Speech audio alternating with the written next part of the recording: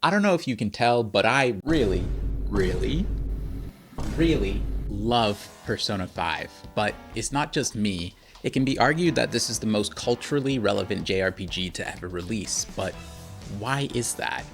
Well, I'm a staunch believer in intellectualism when it comes to elucidating the cultural impact of works of media, and in the context of games that are not just critically acclaimed but culturally renowned, I believe the best tools we have to identify the why come from the field of psychology. So in today's video, I'm going to explore 10 different psychological concepts to explain why Persona 5 is a cultural phenomenon that continues to persist in our psyches after 10 years. I'm going to do so in a way that makes these psychological concepts super easy to understand and will allow you to recognize them not just in this context, but in real life as well. Full spoilers ahead, so click off if you haven't played this gem of a game. The last thing I'll note is that if you have any questions on any of the psychological concepts that we go over, I recommend that you wait until I finish a section and then ask away after that. Don't hesitate to comment what's on your mind and I will absolutely respond and talk it over with you. Now be seated and let's get into today's agenda. To make this video as seamless as possible, I will cite my sources for each psychological concept in the description so you can read the studies yourself if you'd like. Now, our first psychological concept that elucidates Persona 5's unprecedented cultural staying power is the concept of identity formation, specifically under imposed social rules. Psychologists have long argued that adolescence is defined by a conflict between who we are and who we're told to be. Attention psychologist Erik Erikson identified decades ago as one of the core struggles of identity. In other words, Erikson's theory of psychosocial development identifies adolescence as the time frame when individuals most struggle to reconcile internal self-concepts with externally imposed expectations, right? So psychologist James Marcia later expanded this framework by emphasizing identity foreclosure, which is when roles are accepted without exploration or when people just prematurely adopt the identity, values, or goals that parents or authority figures impinge upon them. I suspect you may understand where I'm going with this, but allow me a moment to be very clear. Adolescent identity formation under imposed social rules is an experience that transcends culture. It doesn't matter who you are or where you're from, you go through this. This relatability is a huge part of Persona 5's timeless impact and resonance with players. I'll go through every one of our main characters in this game and give a brief account of how they grapple with this, just to back up what I'm saying. Our protagonist, Joker, is labeled a criminal through a corrupt legal process, and this label follows him into every aspect of daily life. School administrators have no faith in him, including Kawakami at first, who is someone who cares deeply about her students. Classmates avoid him out of fear and hatred, which we can see in ambient dialogue throughout the game, and authority figures treat him as inherently deviant, which we see with Sojiro's initial handling of us. Ryuji is permanently marked as a delinquent due to the fact that he stood up to Kamoshida's tyranny, and everyone views him as this inept and abrasive individual who can't be reasoned or connected with. An is reduced to an object of both blame and desire due to Kamoshida's unsolicited advances upon her and her existence as half American in a largely homogenous Japanese society. Yusuke is manipulated into a permanent role of indebted apprentice. Makoto is trapped in her role as a perfect student and class president who simply must do everything correctly in school lest she be weight upon her breadwinner sister's back. Futaba has internalized the idea that she is a burden unto others due to circumstances surrounding her mother's death where evil adults convinced her it was basically her fault. Haru is typecast as the obedient daughter who simply must do as her father says due to her standing as an heiress to their multi-million-dollar family business. Akechi is trapped in a self-defeating cycle of trying to make himself wanted and desired by the world and his father, resulting from being an unwanted and illegitimate child. Kasumi is psychologically broken by having a pre-existing inferiority complex with her sister, who was the better sister that compounds with her sister dying and her being the one who lived. So as you can see, what I've just gone through with the Phantom Thieves are the externally imposed expectations of the world and its authority figures. Their awakenings to their personas and their rebellious spirits within is simply their identity formation that manifests in defiance of those externally imposed societal rules and expectations. It is the manifestation of their internal, authentic self-concepts. Their awakenings are not moments of self-discovery. They are actually moments of identity rejection of the roles cast upon them by society. It's identity achievement through resistance rather than assimilation. So you see, part of the reason this game remains relevant is because imposed identities remain a central feature of the human experience, right? We all go through an intense tug of war in our teen years, a tug of war of external expectations placed upon us by parents, our schools, our friends, our teams, by everyone.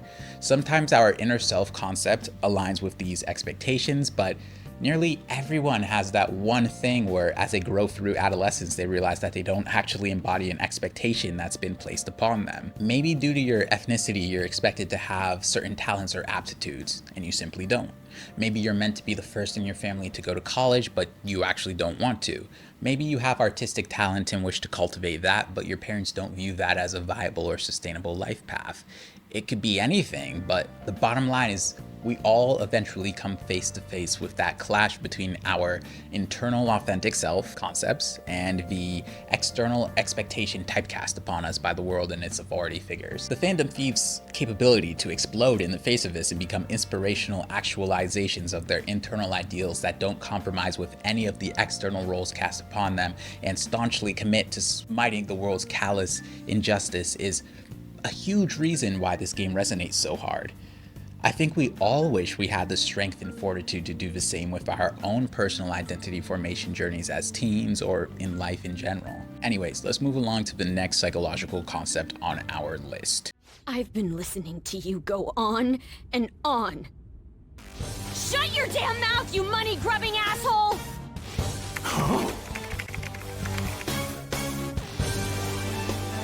Have you decided to tread the path of strife? Yes.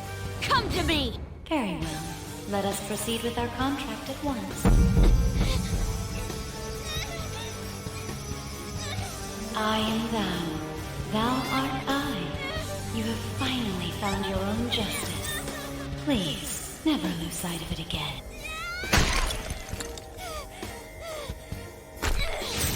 This memorable day marks your graduation from your false self. What the hell?!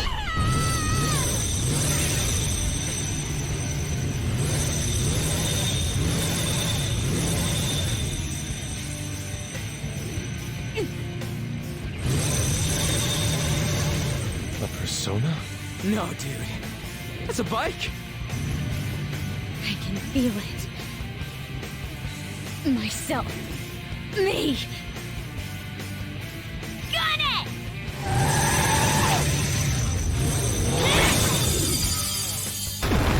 Wow! Nice! What is that? I've never seen anything like it.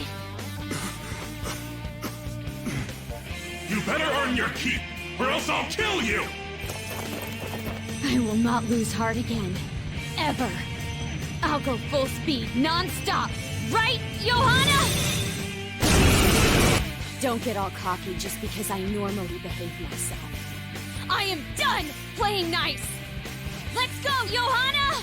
Full throttle! The second psychological concept that Persona 5 utilizes in its narrative is psychological reactance theory, which posits that individuals experience motivational arousal when their freedoms are threatened or eliminated. This is another psychological undertaking that is a universal human experience. There are few things more human than wanting to be free. For any of my people watching who have had children before, think about when they were a baby and you had to bathe them or change them and they just didn't want to. Their immediate outcry at being restrained so you can help them probably did some damage to your eardrums, but that's one of the earliest examples of the innate relationship between humans and psychological reactance theory. We want to be free. To be candid, I've generalized psychological reactance a little bit here in this example just for basic understanding, but allow me to explain both the concept and its connection in Persona 5. Persona 5 systematically engineers this response through its antagonistic structures. Each palace is a closed system of domination. Kamoshida's castle enforces bodily and psychological control that exists under institutional protection. Madarame's museum reduces students to plagiarizable assets. Okumura's spaceport depicts workers as interchangeable units optimized for output. Shido's ship transforms democratic governance into spectacle and manipulation. The emotional satisfaction of dismantling these palaces corresponds to the reduction of reactance tension. In other words, the players do not merely defeat villains, they symbolically restore autonomy. I mentioned a second ago that I generalized psychological reactance a little bit. Let me be more specific in explaining how the concept works. And so the perfect example of psychological reactance is a child eating as many cookies as they can simply because their parent told them that they shouldn't eat so many. The child is experiencing reactance because they feel that their freedom is being threatened and they are seeking to protect it. In every single palace in Persona 5, it is this energy and sentiment at play. Our phantom thieves are told by the world things are going to be one way and to just deal with it. So our thieves say, fuck that, we're going to do things the exact opposite way, and in fact, we actually run this shit now. So again, it's not just defeating villains, it's that restoration of autonomy and fulfillment of psychological reactance that hits so deeply and reverberates in our souls. You can understand how cathartic this is for us as players because we all have, we've all had that kind of nah, fuck that energy that lurks within and manifests whenever an institution or social hierarchy infringes upon our freedom, our desires. And this fulfillment of psychological reactance will remain timelessly relevant because contemporary life increasingly features perceived losses of control through bureaucracy, surveillance, and economic precarity. But let's jump to our third psychological concept now. Who do you think you are? The price for your insolence will be death! Where are my guards? Kill them all! The children who adored you as father. The prospects of your pupils. How many did you trample upon? How many dreams did you exchange for riches? No matter what it takes, I will bring you to justice! Very well, bring it on! I wanted to take about 1 minute here to talk about a brand I'm working with called FiGGYZ. FiGGYZ are a new line of collectibles that started last year and they are genuinely awesome. I'll share my absolute favorite thing about them after I explain what they are.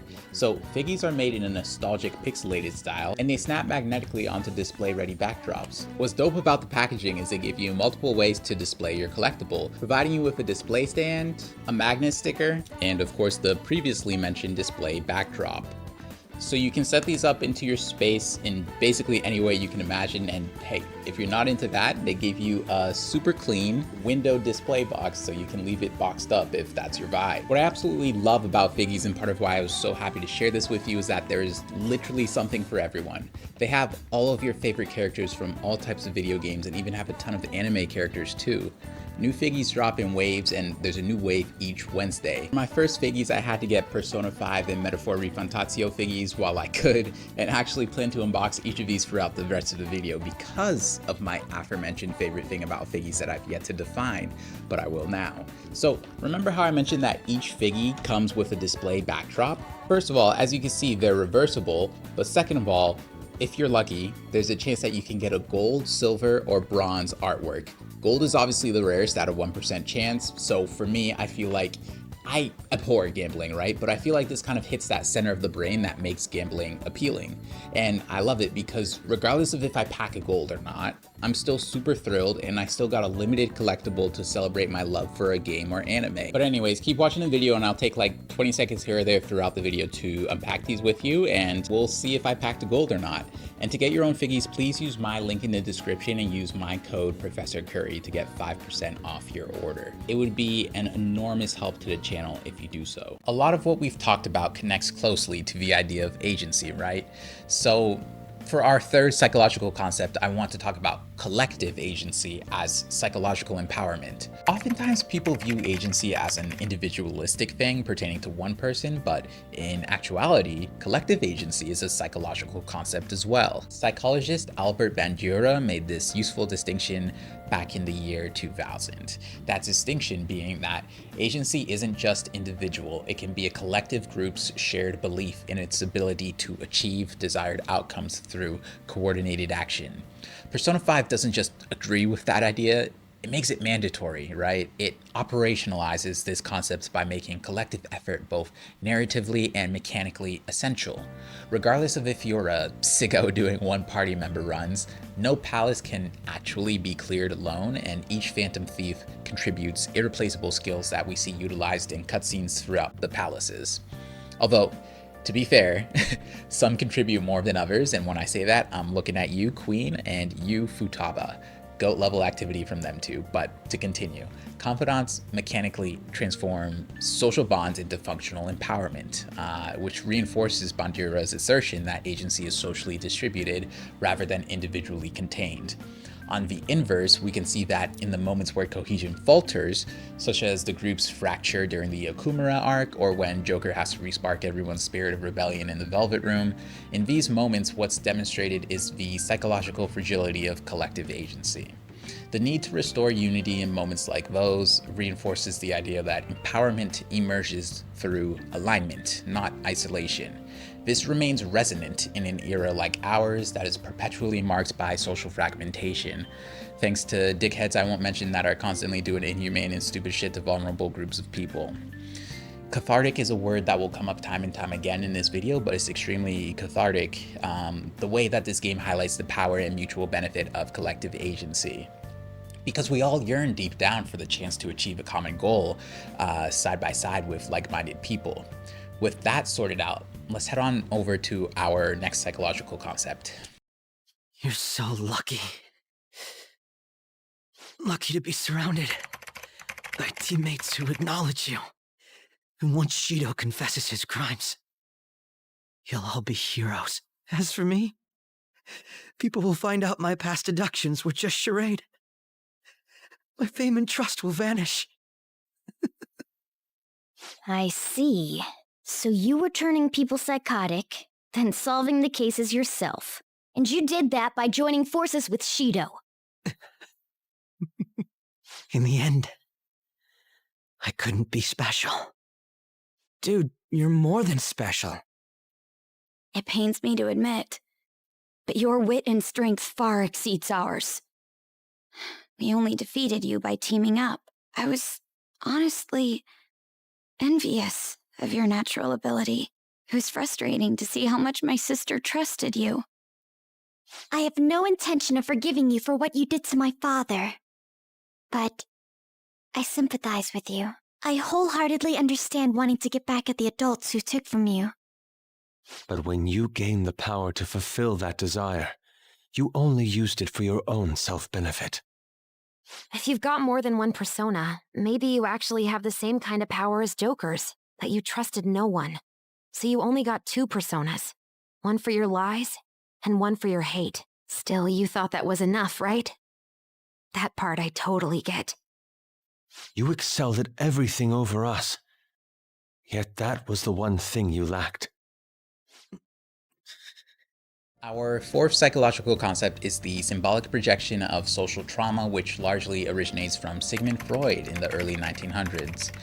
Bear with me through this one because we'll move relatively quick, right? So, the aforementioned symbolic projection is psychology's term for what Persona 5 does with its villains. It externalizes abstract harm into symbols that we can actually confront. It's a concept that was expanded upon by psychologist Carl Jung in the 1960s, who further emphasized the role of archetypal figures in allowing individuals to process collective anxieties. Persona 5 Royal's antagonists function as archetypal embodiments of systemic harm, right? So Kamoshida represents institutional abuse, Madarame represents exploitative mentorship, Okumura represents corporate dehumanization, and Shido represents charismatic authoritarianism, which is very problematic. What makes Persona 5's villains so iconic and what makes them inspire so much immersion by us the player and the chance to fight against them is the fact that these figures represent recurring social patterns rather than just specific historical actors. By confronting these symbols, players engage in emotional processing that would otherwise be inaccessible. In Persona 5, we get to put down the authoritarian figure who is trampling upon the lives of his constituents. Like, we get to stand up and destroy that institutional figure who is dealing out trauma to people they are meant to guide and protect. We get the chance to force a corporate CEO who views employees as numbers to repent. That Capability to confront embodiments of systemic harm will sustain the game's relevance as long as systems continue to do us harm. How selfish! You were unable to win by honest means, so you used foul tricks to ascend the political ladder. A cruel person like you has no right to stand leading the citizens of this country. You're nothing but a criminal who rose above others by climbing a staircase of sin. The life of a nation, as opposed to those of a few sacrifices. There can be no comparison. The ignorant masses only care about their own personal happiness. I am merely granting that for them. That is the social reform that only I, as the one chosen by God, can enact. I can't believe you look down on everyone else so harshly. I'd never accept a leader who makes a teenager murder people. You say it's for the country, but I bet it's all for yourself. Nobody would wish for something like that. Nobody? Then why was I chosen? Why are they surrendering the seat of Prime Minister to me? Everyone denies the value of hard work these days. Instead, they seek to effortlessly gain wealth. That is why I must re-establish this mighty country. One that does not waver. One that others bow to. Mighty my ass! That's just a crooked country made by a crook! We cannot let you do this. You are a disgrace to Japan. Hence, we will take your deranged heart. Those who disobey me must be eliminated.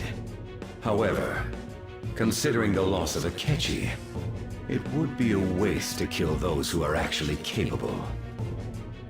I will allow you to choose between life or death. One last time. Devote your power to my social reform. I will give you anything you want, be it wealth or status. There's no way we'd follow you. No matter how many times you ask, our answer's not gonna change. Let's take a breath here and unbox a Figgy. Okay, so I think I'm gonna save the Joker one for last, so let's go with the Metaphor Refantatio protagonist Figgy. Alright, again, just a reminder, gold, there's a 1% chance for a gold background. I think it's 3% for silver and then 6% for bronze, so otherwise, you know, we're still gonna get a dope artwork either way. It's just cool to think that you could get something that rare, you know. Okay, y'all, moment of truth right here. Let's see what we get. You'll know before I do. Not a gold artwork, but still, again, like, it's just so fire. I love how much attention to detail goes into it, and actually each Figgy, like I mentioned how they release in waves, like these artworks, like if you get another character from another wave, right? Like the rest of this artwork will be on their card, so it's just really cool. But yeah, see, I didn't even get a gold, I'm still fucking thrilled about it, so that says it all right there. Nah, these are super nice, and once you like touch it in person, you can feel how premium it is as well, so. Next, our fifth psychological concept, it has a lot of moving pieces, so stick with me now, right? So, I want to talk about cognitive dissonance. Cognitive dissonance refers to the psychological distress that arises when individuals hold conflicting beliefs or values. Understood? Now, I want to extend this framework to ethics, right? So moral injury is the harm that occurs when a person commits, endorses, or benefits from actions that violate their moral framework, even when those actions are perceived as necessary or justified. Just to emphasize here, moral injury does not require wrongdoing in a legal or utilitarian sense. It arises when moral clarity is disrupted rather than restored. So Persona 5 is actually structured around this disruption. The Phantom Thieves' defining mechanic, forced cognitive change, or stealing hearts, produces outcomes that are socially beneficial while remaining ethically invasive. Targets do not consent to the alteration of their desires. They are not persuaded or rehabilitated, they are rewritten. The game consistently presents this power as effective yet morally unstable, generating sustained cognitive dissonance for both characters and players. This tension is established immediately in the Kamoshida arc. Kamoshida is unambiguously abusive, and his removal prevents further harm. However, his repentance is not the result of moral reflection, but of psychic coercion. The thieves experience relief, yet the game refuses to allow a moral closure. Public response is ambivalent, and the group's early conversations repeatedly question what it means to possess the ability to alter someone's inner self. The ethical discomfort does not negate the justice of the outcome, it complicates it. Makoto's characterization most explicitly articulates this conflict. After Kanashiro's palace, Makoto acknowledges that the Phantom Thieves' actions were effective, yet she remains uneasy with their methods. In this moment, she believes in lawful justice, recognizes institutional failure, and benefits from vigilantism simultaneously. These beliefs cannot fully be reconciled, right? And Persona 5 does not resolve this contradiction. Makoto continues acting while acknowledging the moral cost of that action, exemplifying moral injury rather than moral confusion. Futaba's palace functions as a deliberate ethical contrast to the others. Futaba explicitly requests the intervention, reframing the Phantom Thieves' power as restorative rather than coercive. This moment temporarily relieves cognitive dissonance by introducing consent, and at the same time it retroactively emphasizes how invasive earlier actions were. The player is invited to recognize that positive outcomes alone are insufficient for ethical clarity, at least. The Okumura arc obviously represents the culmination of moral injury within this game, right?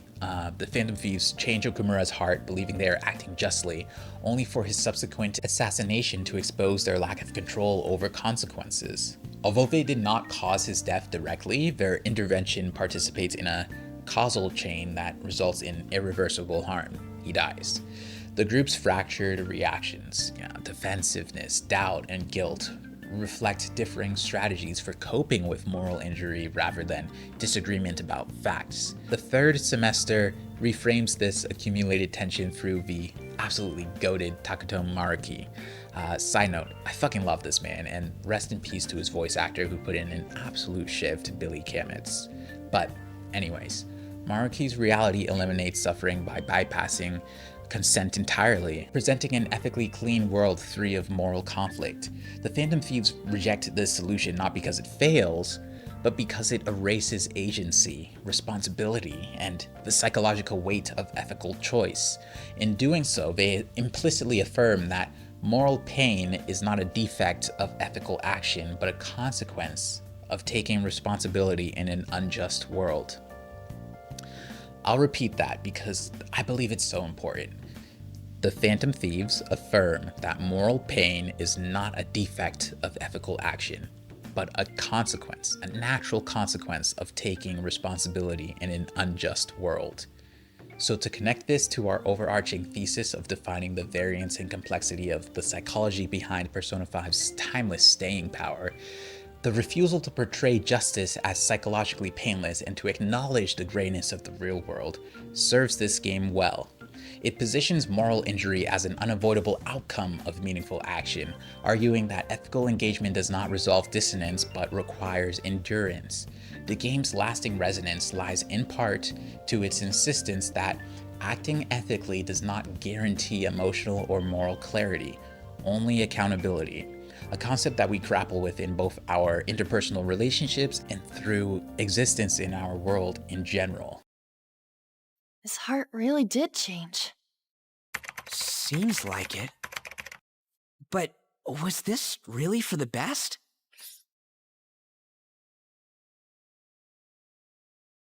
Yeah, it's gotta be. But things are happening way too fast.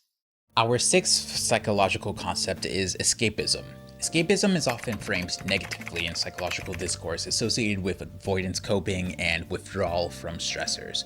However, research distinguishes between maladaptive escapism, which disengages individuals from real-world demands, and structured escapism, which provides temporary psychological relief while reinforcing agency, meaning, and re-engagement. A core part of the Persona 5 experience, whether you realize it or not, is that it champions that second category of structured escapism. Allow me to elucidate this notion. The metaverse is an escape from reality, but it is not a denial of reality. It is temporally bounded, rule-governed, and narratively tethered to real-world consequences. Crucially, actions taken in the metaverse always resolve in the waking world. This design prevents the escape from becoming substitutive. It remains preparatory. This distinction is clearest in the game's daily structure. Players alternate between relatable routines, school, part-time jobs, social obligations, and metaverse excursions that are deliberately limited by time, stamina, and calendar progression. In other words, the game does not allow or advocate for permanent retreat from the mundane. Escapism is permitted only insofar as it supports forward movement in reality. I'll repeat that because I think it's important. Escapism is permitted only insofar as it supports forward movement in reality. Futaba's character arc demonstrates this most explicitly. Futaba's initial withdrawal into her room represents unstructured escapism, isolation without growth. It's maladaptive. Her palace externalizes this avoidance, trapping her in a cognitive loop of guilt and fear. The Phantom Thief's intervention does not remove Futaba from reality, it equips her to re-enter it. After her palace, Futaba's engagement with technology, hacking, and social connection becomes functional rather than avoidant. Her escapism is adjusted and becomes structured and healthy. Joker's experience mirrors this at a systemic level. As a probationary student, Joker's real-world agency is severely constrained. The metaverse offers a temporary domain where competence, choice, and impact are restored to Joker. And importantly, this does not encourage Joker to abandon reality. Instead, it stabilizes his identity enough to endure the institutional restriction he suffers from IRL. The escape sustains him until real-world change becomes possible. The confidant system reinforces this psychologically. Social links progress through consistent incremental engagement rather than withdrawal. Even the most fantastical relationships require mundane investment. Showing up, listening, choosing what you say carefully. The game repeatedly converts escapist fantasy into real-world emotional labor, collapsing the distance between retreat and responsibility. The third semester provides a critical contrast through Takuto Maruki. Maruki's reality represents total escapism without structure, right? So pain, loss, and failure are removed permanently. There is no return point, no friction, and no requirement to re-engage with unresolved reality. Unlike the metaverse, Maruki's world is not bounded or instrumental, it is final. The Phantom Thieves' rejection of this reality clarifies the game's position. They accept temporary escape because it enables growth, but they reject permanent escape because it dissolves agency. The distinction is not between fantasy and reality, but between escapism that prepares the self and escapism that replaces it. So part of the reason that Persona 5 remains resonant is it articulates a psychologically realistic relationship with escapism.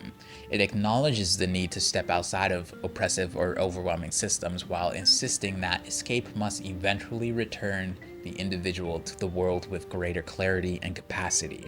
The game does not shame escapism. On the contrary, it champions a healthy framework for it. Do you remember how every one of your dreams was granted in my reality? Not a single person is in pain here. Everyone is happy.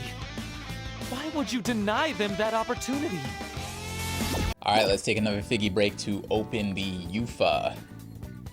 Longtime members of the channel know that this is one of my favorite characters across all of fiction, so definitely manifesting to see if I could get a gold, silver, or bronze on this. And no dice, it's the regular art, but I mean, look at that. Again, fucking, I don't even care. So yeah, no dice on that UFO, but hey, it is what it is. Make sure we did. Wait. Okay, so I think we got something here. So so this the folder that comes, there's a nice complimentary little folder with a bunch of doodads for the app that comes with it. This folder feels different. It feels heavier than the folders from the previous ones. So hey, guys, longtime fans of the channel know if this was to happen to any character across all of fiction, I would want it to be Yufa. Like, that is my fucking queen, and wow, it's like manifesting. Guys, I'm in shock right now. Yo! Oh my god, let me take this out and show this to you. This is crazy. What are the odds? Yo!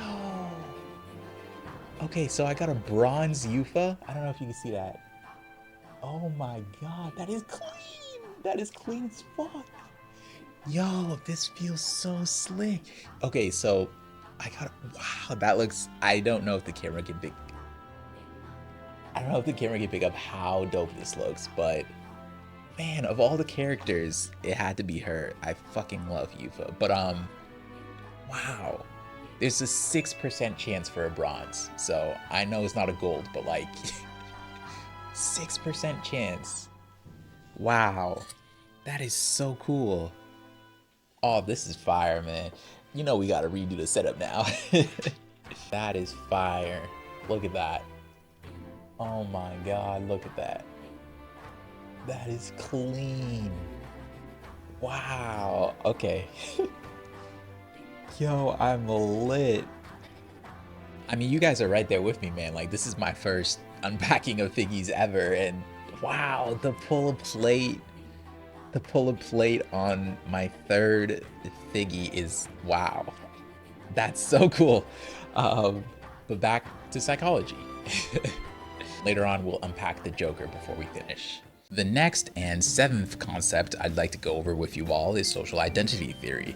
Social identity theory argues that individuals derive a significant portion of their self-concept from perceived memberships in social groups. Belonging to an in-group provides meaning, validation, and a sense of collective efficacy, particularly when the group defines itself in opposition to a dominant out-group. Importantly, social identity is strongest when membership is not merely symbolic but enacted through shared risk, norms, and action. This is obviously a core feature of Persona 5, right? The Phantom Thieves are not simply a cast of characters assembled for the narrative convenience, they are an explicitly formed in-group created in response to social exclusion. Every core member enters the group after being marginalized, misrecognized, or abandoned by existing institutions, schools, families, the justice system, or the media. The group forms not around similarity, but around shared antagonism toward illegitimate authority. This dynamic is clearest in the early arcs, right?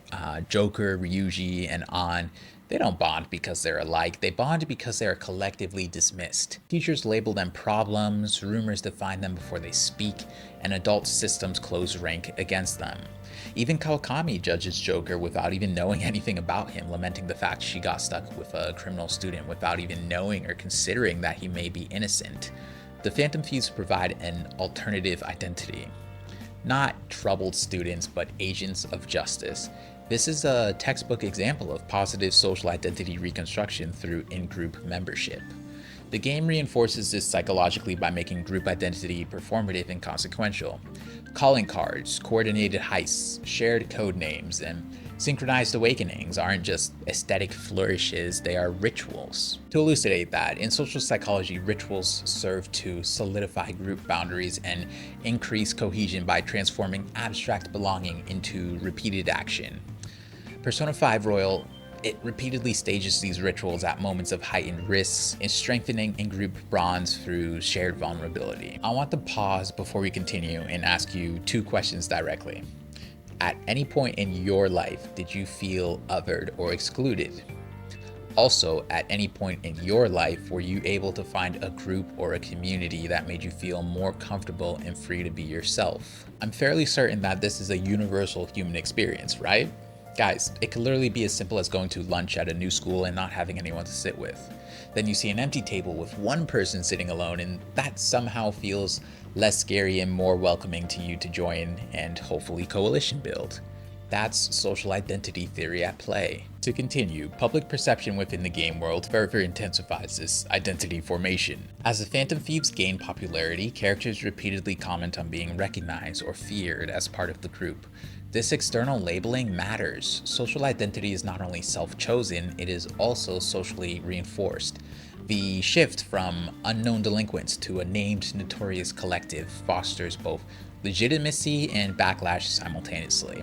Makoto and Futaba's integrations into the group illustrate how in-group formation reshapes self-concept. Makoto moves from isolated over-identification with authority to shared identity grounded in mutual trust. Futaba, who initially lacks any functional social identity, gains one almost entirely through group membership. Her sense of belonging precedes her confidence. The group stabilizes her before she stabilizes herself. The third semester complicates this dynamic through Akechi and Maruki. Akechi represents enforced outgroup status. He is perpetually adjacent but never integrated, and he's only valued instrumentally, which, to be fair, is his own damn fault for being a murderous scumbag regardless of the horrific life events that led him down that path. Maruki, by contrast, dissolves in-group and out-group distinctions entirely by eliminating conflict. In doing so, he removes the psychological conditions that make group identity meaningful. Without opposition, shared struggle, or chosen allegiance, belonging becomes hollow. The Phantom Thieves' rejection of Maruki's world therefore doubles as a defense of social identity. They choose a reality where belonging is forged through commitment and conflict rather than granted universally and passively. Through this, the game argues that meaningful social identity cannot exist without boundaries, responsibility, and the risk of exclusion. So, I hope you can understand the role this seventh psychological concept plays in Persona 5's persevering pertinence in the gaming discourse. Persona 5 reflects a contemporary psychological reality that many people have. Many people experience identity less as an individual achievement and more as a collective one. The game does not suggest that belonging solves alienation, but it demonstrates how chosen in-groups can restore agency, purpose, and moral orientation when dominant systems fail to do so. But Futaba, you didn't talk to anyone besides Boss for a long time, right? You must have needed a lot of courage to contact the Phantom Thieves. There were two reasons for it. One was Medjed's taunt. The Phantom Thieves were so pitiful it frustrated me. I would have been in trouble if they got disbanded too. Indeed. You were our only hope. The other was what I heard through wiretapping LeBlanc. Sojiro was being blamed with lies, like abusing me. He was being threatened to spill everything about my mom. Talk about making shit up. It made me sad, and it hurt. I thought, I have to save Sojiro. I gotta do something. So that's why. At the Phantom Thieves, I didn't think you guys would be taking such risks for me. I didn't think you'd worry about me so much. I'm sorry that I acted like I doubted you guys. Do you believe in us now? Yeah, I can tell. You aren't bad guys. That's why I have a request. Let me join your team. There's nothing to join. You're already one of us. Our eighth psychological concept is self-determination theory. Self-determination theory posits that intrinsic motivation arises when three basic psychological needs are satisfied: autonomy, competence, and relatedness. When these needs are met, individuals engage in activities willingly and persistently, not because of external pressure or reward, but because the activity itself feels meaningful and self-endorsed. Persona 5 is unusually effective at satisfying all three needs simultaneously, which explains not only its immediate appeal, but its long-term psychological hold on players. And don't worry, I'll explain in depth all three psychological needs connected to self-determination theory right now. The psychological need of autonomy in Persona 5 is embedded at both narrative and mechanical levels. The player is not pushed down a single moral or behavioral path, instead they are given meaningful control over time.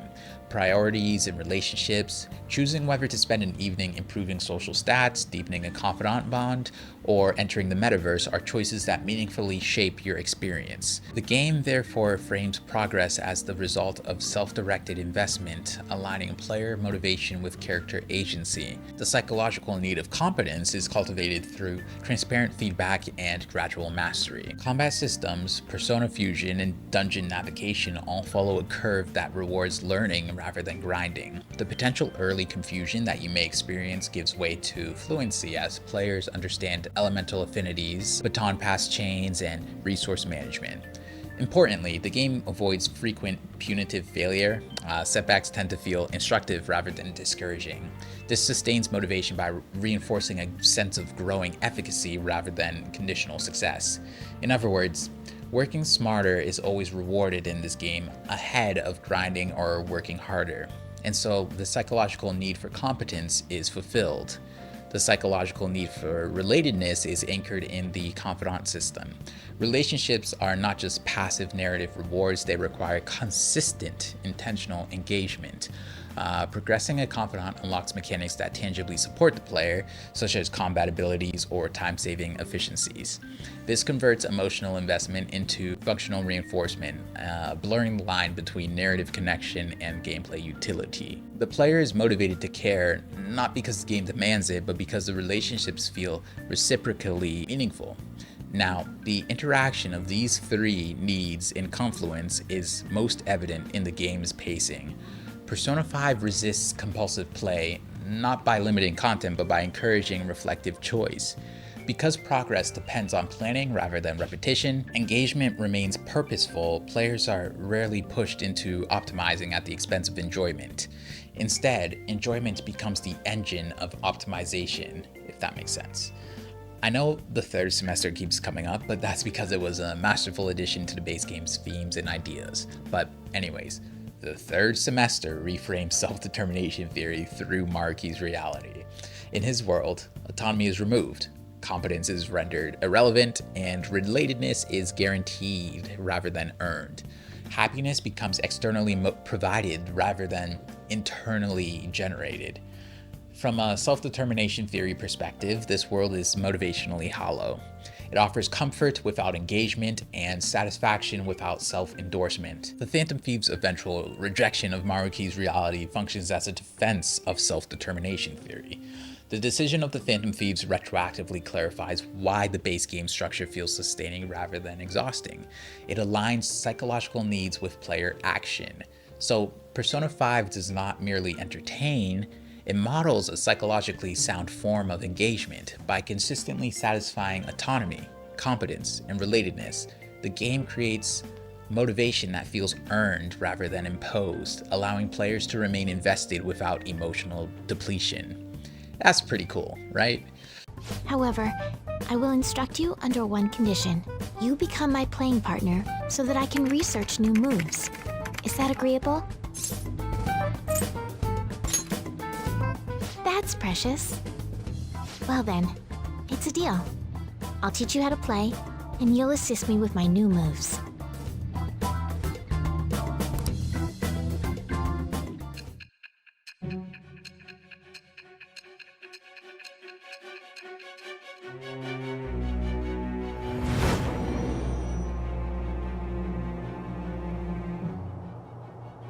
I think that quite advanced strategies are necessary to succeed at that many criminal acts. And yours weren't by the wit of an amateur. You had a professional who regularly deals with such tactics. You have an idea on who that is, don't you? All right. Okay, let's end here for today.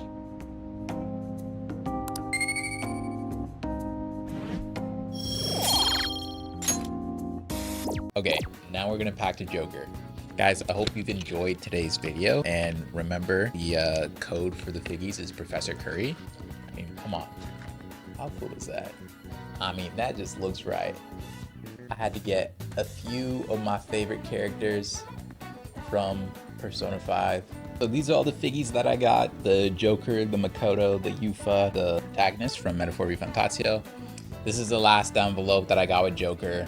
It's light. I already know there's nothing in there, but man, I cannot believe that I packed the plate in my first batch of figgies. I'm like actually in shock. It reminds me of, if any of you played Monster Hunter, I used to have pretty good luck when it came to trying to get a plate. So it feels so similar to that, like getting a plate or a gem from a monster. Similar odds too, is like 1% or 2%, but I always had weirdly good luck with that, and I feel like that is just continuing here with the get of today for sure.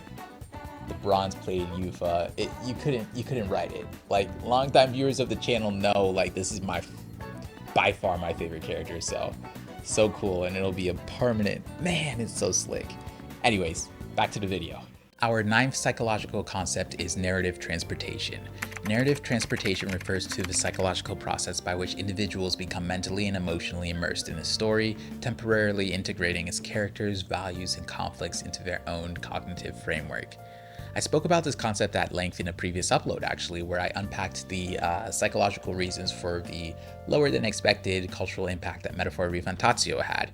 Definitely recommend checking that video out if you haven't tried Metaphor, or if you tried it but it didn't click for you. But anyways, when narrative transportation is strong, narratives do more than entertain. They influence beliefs, emotional responses, and self-concept through emotional internalization, the process by which fictional experiences are absorbed as personally salient. Persona 5 is deliberately engineered to maximize narrative transportation by aligning player agency, temporal investment, and emotional consequence. To elucidate, the calendar system, daily routines, and long-form character arcs, they create a sense of lived time rather than episodic consumption, or the feeling that you're playing levels in a game. Players do not simply observe the Phantom Thief's growth, they inhabit it through repeated decisions that are disguised as low stakes, but actually come to accumulate into meaningful outcomes. This extended co-presence deepens narrative transportation by removing the distance between the player and the character. Additionally, I want to note that the setting plays a large role in this too. Again, you play as a high schooler attending school and you're in a city. Most people who have played this game have been to a school of some sort, and most people who have played this game have been to a city at some point. To continue, Confidant story arcs are grounded in relatable struggles, all the way from Mishima's struggles to fit in and get out of his own way, to Futaba's processing of her grief and figuring out how she fits into the world on the other side of that. Each confidant offers a journey where the resolution isn't immediate and nor is it total, and this mirrors real-world emotional processing, encouraging players to map their own experiences onto the narrative rather than just treating it as spectacle. And from a gameplay perspective, these confidant stories reward your active participation by allowing you to unlock abilities and view scenes you'd never get to otherwise. This reinforces the sense that emotional attention matters and encourages players to remain psychologically present rather than skimming content. Narrative engagement becomes a form of responsibility rather than consumption, further encouraging players to remain narratively transported. So, in summation, Persona 5's framework makes narrative transportation more seamless than many other games in the same genre. Persona 5 does not dictate to you what you should feel, it creates conditions under which feelings emerge organically and persist beyond the play session. I mean shit, my parasocial relationships with the Phantom Thieves, they're still going strong. To put it into perspective, I played Persona 5 Tactica. Nobody played Persona 5 Tactica. But I'm in a position where anytime I see the Phantom Thieves, I feel like I'm seeing old friends and I want to go hang out with them. And much of that comes down to the strength of my narrative transportation when I initially played the game. That does not mean that I don't want Persona 6 though. Please give us Persona 6. I'm sick of this Persona 5 shit. But anyways.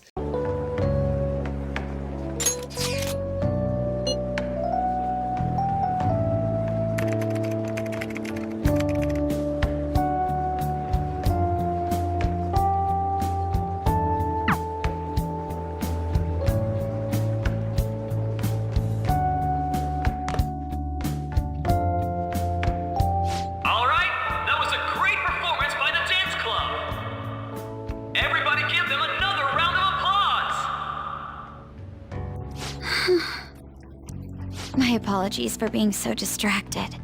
I can't stop thinking about Akechi-kun. Are we really no match for him? Our 10th and final psychological concept is moral development and post-conventional reasoning. I know everyone understands different things differently, but this might be the most complex concept yet, so bear with me as we wrap this up. So, psychological research on moral development suggests that all people don't reason about right and wrong in the same way. Psychologist Lawrence Kohlberg proposed that moral reasoning tends to develop in stages, progressing from obedience-based morality, such as the thought process of what avoids punishment, to social conformity morality, such as the thought process of what do rules and authorities expect, and finally, far less commonly, to post-conventional reasoning, in which moral judgments are based on internally held ethical principles rather than external rules or social approval. Post-conventional reasoning does not mean rejecting laws or norms outright. Rather, it involves the capacity to critically evaluate them and recognize that rules can be unjust, institutions can fail, and moral responsibility may require acting against established authority. This form of reasoning is cognitively demanding and emotionally costly, as it removes the comfort of clear approval and forces individuals to own the consequences of their choices. Persona 5 is built to repeatedly place players within this psychological space. From its opening hours, the game establishes a moral contradiction. The Phantom Thieves pursue justice by violating laws, social expectations, and institutional boundaries. Kamoshida's abuse is undeniable, yet the method used to stop him, forced cognitive alteration, cannot be justified by conventional morality. It can only be justified by post-conventional reasoning. Makoto's arc explicitly stages this developmental shift. Initially, Makoto equates morality with obedience to authority and institutional process. Her awakening occurs not when she rejects justice, but when she recognizes that rule following has become morally inert. Her subsequent participation in the Phantom Thieves reflects a transition towards post-conventional reasoning, ethical judgment rooted in principle rather than permission or societal standard. The third semester and Maruki's reality represent the game's most explicit moral test. Maruki offers a world in which suffering is eliminated through enforced happiness. From a conventional or utilitarian perspective, this solution is compelling. However, it would require abandoning consent, agency, and moral struggle entirely. The Phantom Thieves' rejection of this world reflects a fully post-conventional stance. They choose ethical autonomy over comfort, even when that choice guarantees pain. Kasumi's arc personalizes this dilemma. Her choice to live as herself rather than as an idealized replacement for her sister cannot be justified by rules, outcomes, or social approval. It is an ethical commitment to authenticity that exists entirely outside conventional moral frameworks. Supporting her requires the player to recognize that some moral decisions are not about maximizing happiness, but about honoring selfhood. Persona 5 was so resonant because it does not teach players what to think ethically, it teaches them how to think ethically. This will be one of the things I repeat because I think it's so important. Persona 5 was so resonant because it does not teach players what to think ethically. It teaches them how to think ethically. By systematically removing the safety nets of authority, legality, and universal approval, the game trains players to engage in moral reasoning that is reflective, principled, and self-authored. Its cultural endurance lies in its refusal to offer moral certainty, only moral responsibility. So to wrap things up, Persona 5 Royal endures not because it tells a particularly novel story, nor because its characters are uniquely charming, nor even because its style is unforgettable, though all of those things are true. It endures because it aligns itself with psychological processes that do not age. Identity formation, autonomy, belonging, moral conflict, motivation, meaning making. These are not trends, they are conditions of being human. Across the 10 psychological concepts we went over, you may have noticed a consistent pattern. Persona 5 does not offer escapism from reality so much as it offers psychological rehearsal for living within it. It gives players symbolic tools to process imposed identities, suppressed autonomy, systematic injustice, ethical ambiguity, and the emotional cost of responsibility. The Phantom Thieves succeed not because the world has become simple, but because they learn to act meaningfully within its complexity. Crucially, the game never promises that rebellion is painless, that justice is clean, or that belonging comes without risk. Instead, it insists that agency must be chosen, identity must be claimed, and morality must be endured. Even its most tempting alternative, the false paradise of Marquis' reality, is rejected, not because it fails to satisfy, but because it asks players to surrender authorship of their own lives. Persona 5 argues again and again that a life without struggle may be comfortable, but it is not ethical, authentic, or free. That is why the game remains culturally relevant a decade later. The institutions may change, the technology may change, the villains may change names, but the psychological tensions Persona 5 engages with between who we are and who we're told to be, between comfort and autonomy, between obedience and conscience, are still with us. They always will be. Persona 5 Royal does not linger in our memory because it gave us answers. It lingers because it trusted us with the questions. Yoshizawa-san, that pain you're suffering, it must be impossible to move on. I want to save you from that awful life. I am myself. I'll never forget that again. Thank you so much for spending time with me today. It's an absolute honor to be able to create videos for you all. I'll never take it for granted. We are now 8,000 people strong at this point on the channel, which means more to me than you will ever know. If you're enjoying the discussions in the comments or the videos themselves, definitely subscribe. We'd be honored to have you join us here. In addition to subscribing, there are a few ways you can support the channel linked in the description. Definitely check out our channel Discord if you're just as passionate about video games as I am. We now have 27 people in there who I would genuinely consider to be 27 new friends that I've made thanks to this channel. So I'd love to get to know more of you. Check out the other videos on my channel for more content like this. I definitely want to give you guys some more Persona 5 content prior to Persona 6 coming out, but that is partly dependent on how you guys respond to this video.